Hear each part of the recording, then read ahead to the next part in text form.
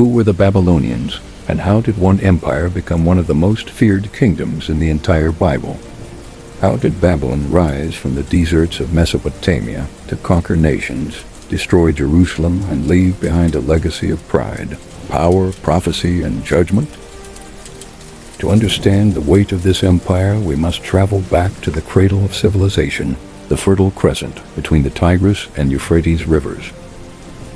This was a land of scorching heat and seasonal floods, yet it was here that humanity first built towering monuments to its own ambition. Long before the rise of the great kings we recognize from the biblical text, the region of Mesopotamia was a patchwork of city-states, but none would cast a shadow as long as Babylon. The story of the Babylonians is a saga of resurrection. While an earlier Babylonian empire had flourished under the famous lawgiver Hammurabi, it eventually faded into the background of history, overshadowed by the brutal military might of the Assyrians. However, in the late 7th century before the Common Era, a new power began to stir. Under the leadership of Nabopolassar, the Babylonians revolted against their Assyrian overlords, reclaiming their independence and setting the stage for a golden age that would stun the ancient world.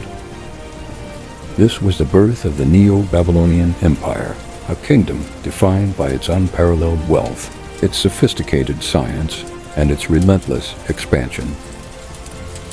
When Nabopolassar's son, Nebuchadnezzar II, took the throne, the world witnessed the ascent of a monarch who was as much a builder as he was a conqueror. Nebuchadnezzar transformed Babylon into a masterpiece of ancient engineering and a symbol of cosmic order. The city was surrounded by massive double-layered walls, so thick that 2 4-horse chariots could pass each other on top. Its gates were plated in bronze, and the famous Ishtar Gate was adorned with vibrant blue glazed bricks and reliefs of golden dragons and bulls. Visitors walking down the processional way would have felt the crushing weight of the empire's glory. It was during this time that the legendary Hanging Gardens were said to have been built, a lush mountain of greenery rising out of the desert to soothe a homesick queen. To the ancients, Babylon was not just a city. It was the center of the universe, a place where the heavens met the earth. However, for the nation of Judah, Babylon was not a garden of wonders, but a nightmare of divine judgment. The biblical narrative places Babylon at the heart of a spiritual crisis. As the people of Jerusalem turned away from their covenant with God, the prophets began to speak of a coming storm from the north. Jeremiah warned that the king of Babylon would serve as an instrument of God's discipline. These warnings were ignored until the year 586 before the Common Era, when Nebuchadnezzar's armies breached the walls of Jerusalem. The result was a catastrophe of biblical proportions. The magnificent temple built by Solomon was looted and burned to the ground. The walls of the holy city were leveled, and the elite of the Jewish people were shackled and marched hundreds of miles across the burning sands into exile. This period of the Babylonian captivity became the crucible in which the faith of Israel was tested and refined. In the heart of this pagan empire, young men like Daniel, Hananiah, Mishael, and Azariah were forced to navigate a culture that sought to strip them of their identity and their God. They were given Babylonian names and trained in the occult sciences of the Chaldeans, yet they remained steadfast. We see the tension of this era in the story of the fiery furnace, where the 3 young men refused to bow to a 90-foot golden image of the king. Their survival in the flames served as a testimony that even in the heart of the most powerful kingdom on earth, there was a higher authority at work. The character of Nebuchadnezzar himself serves as a profound biblical archetype of human pride. Though he was a genius and a conqueror, he was haunted by dreams that he could not understand. It was Daniel who interpreted the king's vision of a great statue with a head of gold, chest of silver, thighs of bronze, and legs of iron. This vision laid out the future of world empires, identifying Babylon as the head of gold, but also predicting its eventual demise. The peak of this drama occurred when Nebuchadnezzar, walking upon the roof of his palace, looked out at his achievements and declared that he had built this great Babylon by his own power and for his own glory. The Bible records that the words were still in his mouth when a voice from heaven stripped him of his sovereignty. He was driven into the fields to eat grass like an ox, his hair growing like eagle's feathers and his nails like birds' claws, until 7 years had passed, and he finally acknowledged that the Most High rules in the kingdom of men. The fall of Babylon was as dramatic as its rise. Years after Nebuchadnezzar's death, the empire had grown complacent.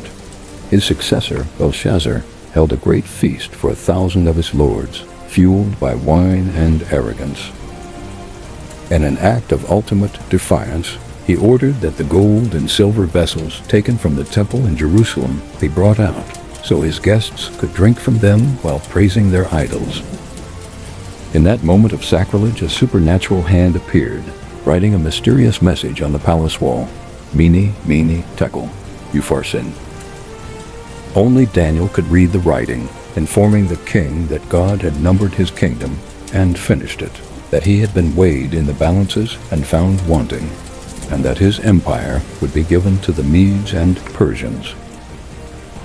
That very night, the Persian king Cyrus diverted the waters of the Euphrates, allowing his soldiers to march under the city gates through the dry riverbed. The Golden Kingdom fell without a fight. Yet, the significance of Babylon does not end with its physical destruction. Throughout the scriptures, Babylon evolves from a historical city into a powerful spiritual symbol. It represents the city of man in perpetual rebellion against the city of God.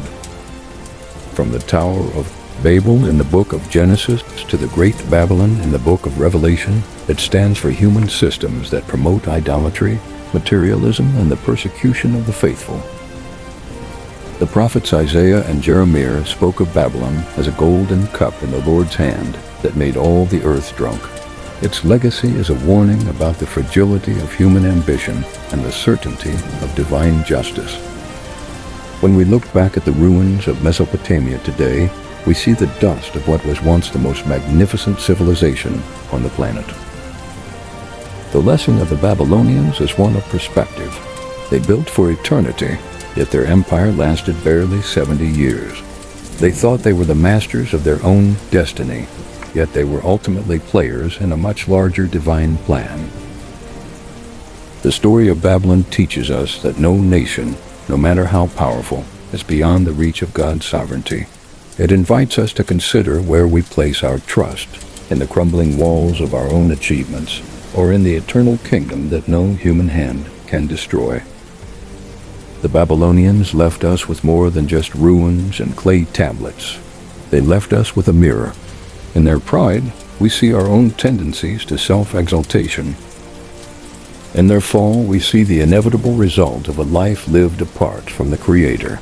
But in the stories of those who survived the exile, we see a glimmer of hope that even in the midst of a foreign and hostile world, those who remain faithful will see the hand of God at work, turning even the greatest of empires into a footnote in the story of His redemption. Thank you for joining us on this journey through the rise and fall of the Bible's most iconic empire. If you found this historical and spiritual exploration insightful, we invite you to continue the journey with us as we uncover more truths from the ancient world.